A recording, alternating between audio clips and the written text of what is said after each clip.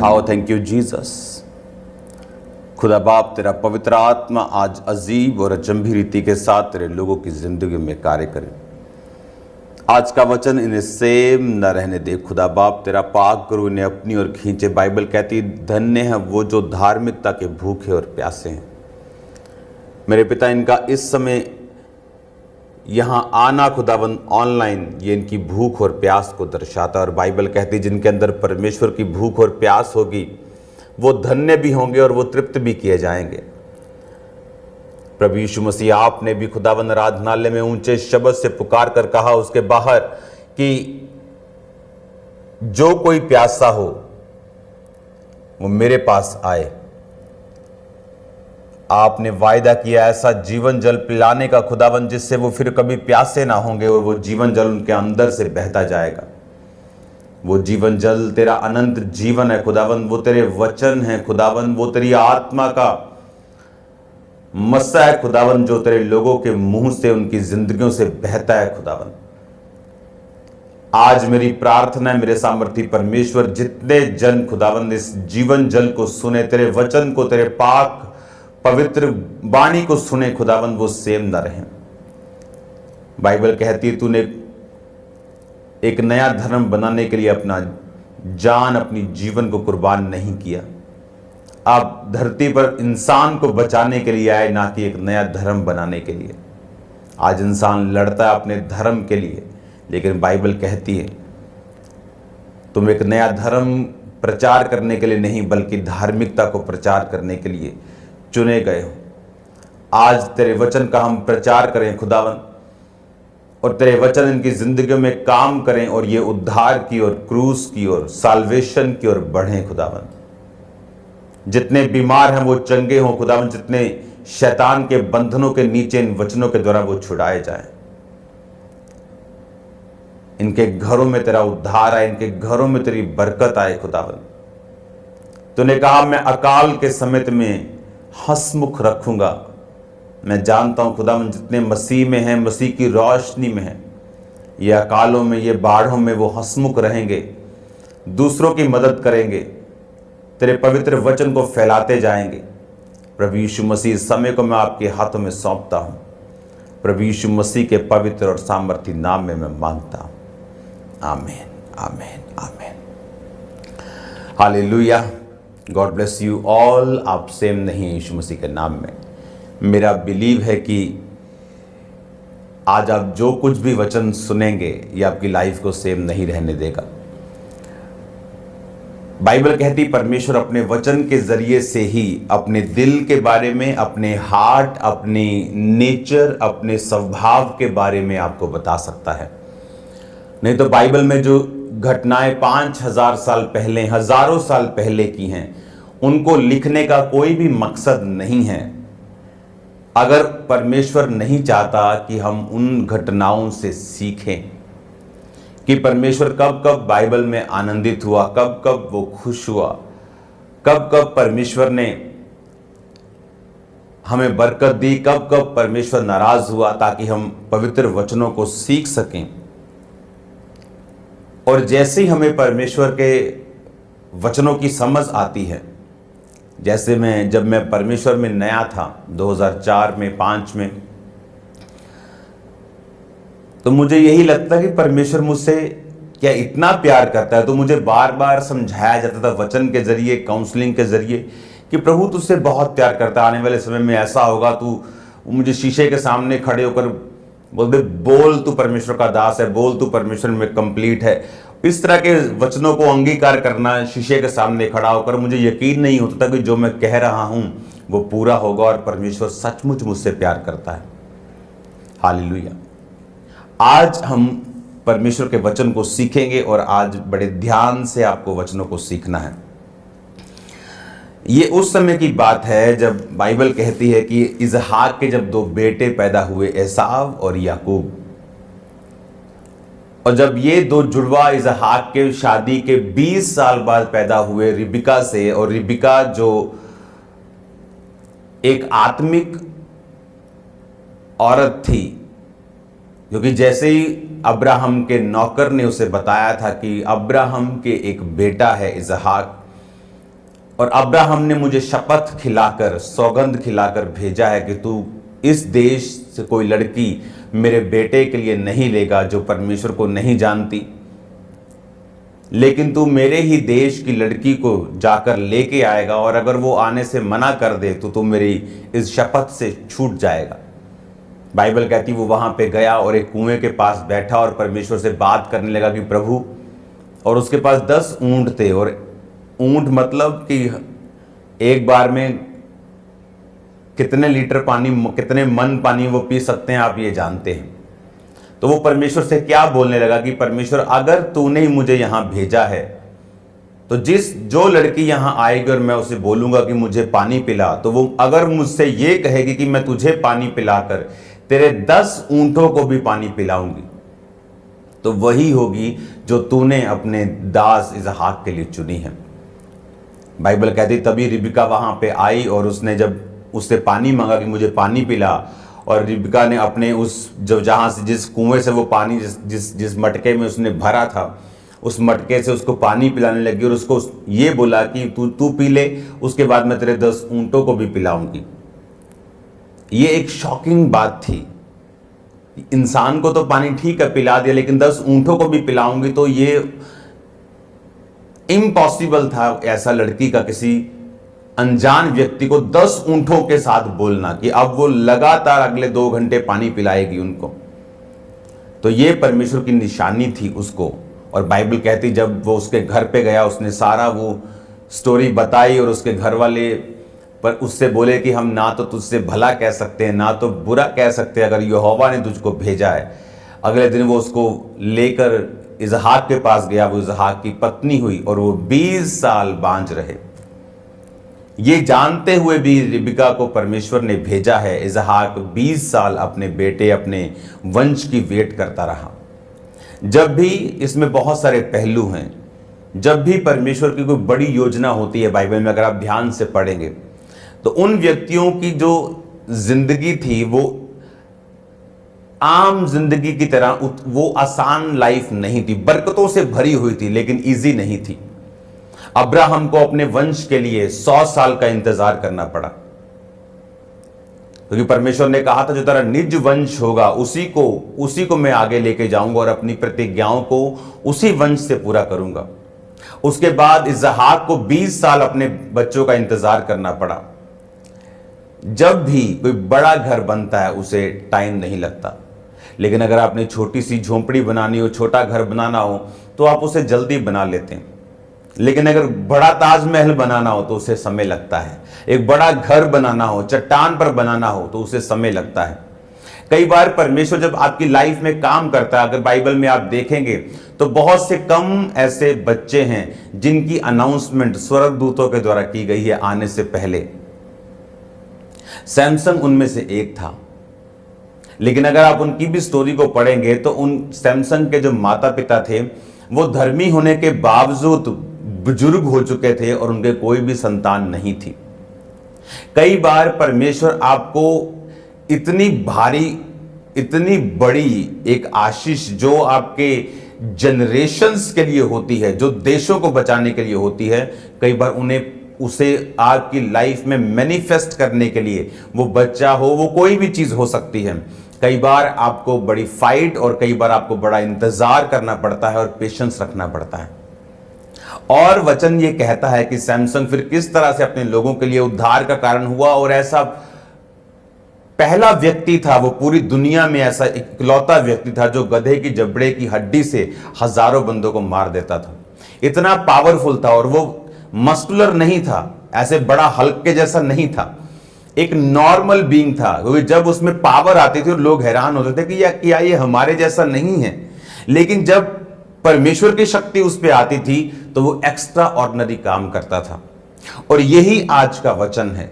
जब आप कुरिन्थियों की पुस्तक को पढ़ते हैं, पहला कुरिन्थिया 1 आपकी स्क्रीन पर आप उनको देखेंगे, उसकी 1 और उसकी 27 आयत में लिखा, परंतु परमेश्वर ने जगत के मूर्खों को चुन लिया है कि ज्ञानवानों को लज्जित करें। और परमेश्वर ने जगत के निर्बलों को चुन लिया है कि बलवानों को लज्जित करें। परमेश्वर ने जगत के नीचों तुच्छों जो है भी नहीं उनको चुन लिया है, उन्हें ताकि जो हैं व्यर्थ ठहराएं, ताकि कोई प्राणी परमेश्वर के सामने घमंड ना करने पाए। अब यहां पर परमेश्वर ने क्या कहा, हमें यह बात समझनी है कि जब सैमसन चुना गया था, तो मैं आपको फिर बता रहा हूं कि वो मस्कुलर बड़ा बॉडी वाला इंसान नहीं था।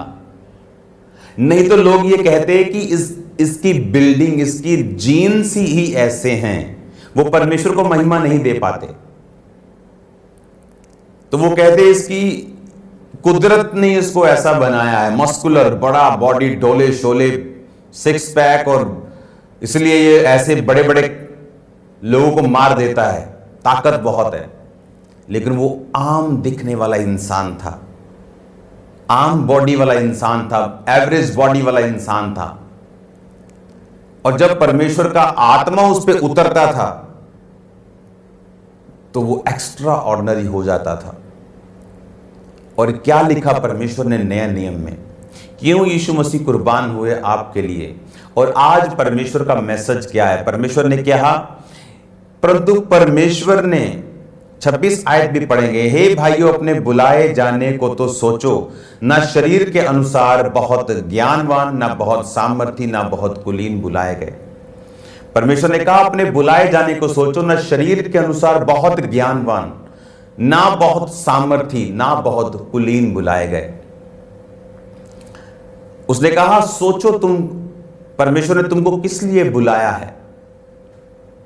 मैं अपनी फैमिली से बात कर रहा था कि अगर हम पूरी दुनिया में घूमें और देखें जिनको परमेश्वर इस्तेमाल कर रहा है, और उनको भी देखें जो प्रभु जिन्हें इस्तेमाल कर रहा है और उनके साथ जो काम कर रहे हैं, आपको ये लाइन पूरी होती हुई नजर आएगी।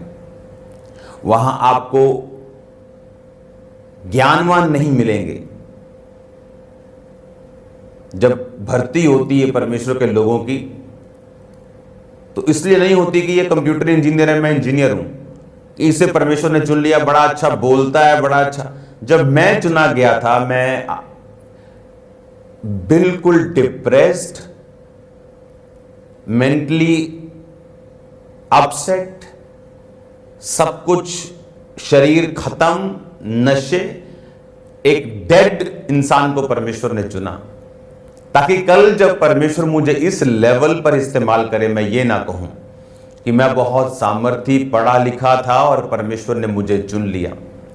सब कुछ खत्म जब हो गया तो परमेश्वर ने कहा अपने बुलाए जाने को सोचो, ना शरीर के अनुसार बहुत सामर्थी, ना ज्ञानवान, ना कुलीन, ना अमीर बुलाए गए। परमेश्वर ने कहा परंतु परमेश्वर ने जगत के मूर्खों को चुन लिया है। उसने एक मूर्ख को चुना, कहता ताकि ज्ञानवान जो अपने आप को आज ज्ञानवान समझते हैं, उन्हें लज्जित करने के लिए, उन्हें शर्मिंदा करने के लिए। परमेश्वर ने कहा उसने तुम्हें पवित्र आत्मा दिया है ताकि जगत को वो निरुत्तर कर सके। आज जगत के पास इन बातों का जवाब नहीं।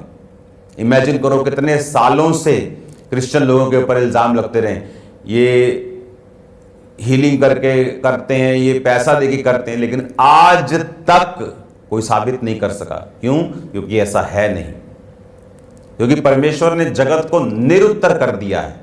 वो हीलिंग्स असली हैं, वो मिरेकल्स असली हैं, ये वचन सच्चा है, ये ट्रू है, कोई गलती इसमें कोई ढूंढ नहीं सकता। 5000 साल पुरानी घटना भी आज नासा वाले बोलते नहीं, जो बाइबल कहती है वो ट्रू है। जो वचन में लिखा है, जो वचन में लिखा है, ये देखो आज ये प्रूफ होता है, ये सच है। हालेलुया। इमेजिन करो परमेश्वर ने आपको किस लिए चुना, उस मकसद को जो सैमसन चुना गया था, किस लिए? उसकी पावर को दिखाने के लिए, उसकी एक्सीलेंस को दिखाने के लिए, अमेज करने के लिए लोगों को। और बाइबल कहती है आपका चुनाव भी इसी तरह हुआ। बहुत हाई क्लास नहीं बुलाए गए, लेकिन परमेश्वर ने लो क्लास को चुना ताकि हाई क्लास भी लज्जित हो, आने वाले टाइम में वो आपको इतना बढ़ाएगा। सैमसंग के ऊपर आत्मा उतरता था तो वो बड़े अचंभे काम करता था। पुराना नियम में जो थोड़ी बरकत का समय था, किसी किसी पे पवित्र आत्मा उतरता था, किसी किसी से प्रभु बात करता था, किसी किसी के ऊपर भविष्यवाणी उतरती थी, आत्मा उतरता था, काम करता था, चला जाता था। लेकिन नए नियम में परमेश्वर ने कहा, अब अंत समय में मैं अपना आत्मा सब मनुष्यों के ऊपर उंडेलूंगा। तुम्हारे बेटे और बेटियां, उसने ये नहीं कहा तुम्हारे कुछ बेटे और कुछ बेटियां, उसने कहा तुम्हारे बेटे और बेटियां भविष्यवाणी करेंगी। तुम्हारे दास दासियों पर भी मैं अपनी आत्मा को उंडेलूंगा। क्यों? अब पुराने नियम में जो थोड़ी बरकत होती थी, वचन दुर्लभ था, दर्शन कम मिलता था, किसी किसी पे आत्मा उतरता था। आज नए नियम में परमेश्वर ये चाहता है वो आत्मा सब पे उतरे, वो पवित्र आत्मा का अभिषेक सब जनों के ऊपर आए, वो पवित्र आत्मा की भविष्यवाणियां आप सब लोग करें। आप जानते हैं आजकल जो भविष्यवाणियां चलती हैं ये सब झूठी हैं। ये नाम, ये नंबर, ये सब फेसबुक पे लिखा है, उनके डाटा पे लिखा है। ये क्रेडिट कार्ड के पीछे के 3 नंबर आपके कार्ड पे लिखे जब आप ऑफरिंग करने के लिए जाते हैं। ये गेम्स खेलनी बंद करनी चाहिए इन लोगों को, क्योंकि ये गेम्स इनको फायदा नहीं बल्कि नुकसान करेंगी फ्यूचर में। और परमेश्वर धीरजवंत है, गलत चीज़ों का जवाब नहीं देता है एकदम से, लेकिन जब देता है तो आपको मालूम है वो कैसे देता है। अब परमेश्वर ने कहा तुम जिस तरह सैमसंग को मैंने हैरान करने के लिए चुना, तुम भी उसी तरह से चुने गए हो। लेकिन तुम्हें, लोगों को लगता है, एक आम व्यक्ति चुना गया, उसे लगता है मुझसे परमेश्वर क्या करेगा, मैं तो छोटा सा एक आदमी हूं, मैं तो दिहाड़ी करने वाला हूं, मैं तो एक सरकारी कर्मचारी हूं, मैं तो बड़ा बेचारा सा हूं, मेरे पास तो इतनी बुद्धि नहीं है, मैं तो इतना दलेर नहीं हूं। इसीलिए खुदावंद ने कहा, इसीलिए मैंने तुम्हें चुना, ताकि जो अपने आप को कुछ समझते हैं उन्हें शर्मिंदा करने के लिए। उसने छोटों से चोटों को, फिर से पढ़ो, उसने कहा परंतु परमेश्वर ने 28 आयत, जगत के नीचों को, तुच्छों को, जो नहीं हैं उनको भी चुन लिया, ताकि जो हैं, जो अपने आप को कुछ समझते हैं, उन्हें व्यर्थ ठहराएं। अगर आप ध्यान से इन वचनों को पढ़ेंगे आपको समझ आएगी कि परमेश्वर ने आपको क्यों चुना है। सबसे पहले हमें यह मालूम होना चाहिए कि मैं चुना गया हूं। अगर मैंने जीसस क्राइस्ट पर बिलीव कर लिया है, अगर मैंने बपतिस्मा ले लिया है, अगर मैं परमेश्वर की आत्मा को पा लिया, मैंने उसको अपना उद्धारकर्ता चुन लिया, तो अब परमेश्वर आपके जरिए से इस दुनिया को हैरान करना चाहता है। आपके जरिए से वो बड़े कार्य करना चाहता है, आपको जरिया बनाना चाहता है आपकी फैमिली को ब्लेस करने का। आप अपनी फैमिली के प्रथम होंगे जो वो काम करेंगे जो आपकी पूरी फैमिली, आपका खानदान नहीं कर पाया। आप होंगे जो अपने देशों से दूसरे विदेशों में होंगे, आप होंगे जो बरकतों को पाएंगे, आप होंगे जो नशा नहीं करेंगे। आप, परमेश्वर ने, ये मकसद है आपको चुनने का, ये कारण है परमेश्वर का आपको चुनने का, यही रीजन है परमेश्वर का आपको चुनने का। और इस रीजन को आपको बिलीव करना है, इस पे मेडिटेट करना है, इस रीजन को अपने अंदर स्पिरिट में खाकर इसको लेके जाना है, इसको कण कण में बसाना है कि मुझे परमेश्वर ने उन लोगों को लज्जित करने के लिए चुना है जो अपने आप को कुछ समझते हैं। मुझे बड़े काम करने के लिए चुना है, मुझे कुछ ऐसा परमेश्वर ने बनाने के लिए चुना है कि जो ऑलरेडी बने हुए हैं उन्हें लगे कि हम व्यर्थ हैं। और यही क्रिश्चियनिटी है, वो आपको इतनी हैवी वे में आपको वो ब्लेस करना चाहता है। इसलिए पुराने नियम में वो किसी किसी पे उतरता था, परमेश्वर ने कहा पर अब नए नियम में जीसस क्राइस्ट के जन्म लेने के बाद, उसके मरने और जी उठने के बाद, जी उठने के 40 दिन बाद, फिर 40 दिन तक फिर प्रीच किया, फिर वो पहाड़ पर 500 लोगों के सामने स्वर्ग पे चला गया। उसके स्वर्ग के जाने के बाद वो कह के गया, यरूशलेम को मत छोड़ना, पिता की प्रतिज्ञा की बाट जोहना। जब वो 500 प्रार्थना करते करते करते कुछ जा रहे थे, वापिस लेट हो रहे, प्रभु अब आगे क्या, आगे क्या, 120 रह गए, वो आत्मा उतरा और वो वचन पूरा हुआ, अंत के दिनों में मैं अपना आत्मा सब मनुष्यों के ऊपर उंडेलूंगा। वो पवित्र आत्मा फिर उन पर उतरा और आज वही आत्मा आप पे उतरता है। वही आत्मा मेरे अंदर है, वही आत्मा आपके अंदर है, जो जितना मांगता है, जो जितना प्यासा है, उसकी प्यास के मुताबिक परमेश्वर उसकी प्यास को बुझाता है। हालेलुया। और वही वचन पूरा हुआ कि अंत के दिनों में मैं अपना आत्मा सब मनुष्यों के ऊपर उंडेलूंगा। सब मनुष्यों के ऊपर, सब प्राणियों के ऊपर। तुम्हारे बेटे बेटियां भविष्यवाणी करेंगे, पूर्णीय स्वप्न देखेंगे, जवान दर्शन देखेंगे। और यही परमेश्वर का प्लान है आप लोगों के लिए, यही परमेश्वर की इच्छा है आप लोगों के लिए कि आप जितना भी डाउन, गरीब या बीमार या लाचार या मेंटली स्ट्रेस्ड, अब मैं गरीब नहीं था जब चुना गया, लेकिन पैसों के अलावा सब चीजों में मैं गरीब नहीं था। मैं गरीबी रेखा से भी 500 फुट नीचे हूंगा। पैसे के अलावा शरीर में, अपनी लाइफ में, अपने हर चीज में। और खुदा ने चुना, यही उसकी ग्लोरी है कि वो टूटी हुई चीजों को इस्तेमाल करता है। ये उसकी हॉबी है। वो उन्हें साफ करता है और इस्तेमाल करता है। और बाइबल कहती है जिस पत्थर को राजमिस्त्रियों ने तुच्छ समझा वो कोने का सिरा हो गया। और इसी के लिए ही परमेश्वर ने आपको अपने पास बुलाया है। मेरा बिलीव है कि आप परमेश्वर के इस बुलाहट की ओर ध्यान देंगे, अपनी लाइफ को एक्यूरेटली परमेश्वर में चलाएंगे। सैमसन जब तक परमेश्वर में एक्यूरेटली चलता रहा, खुदा अचंभे काम करता रहा।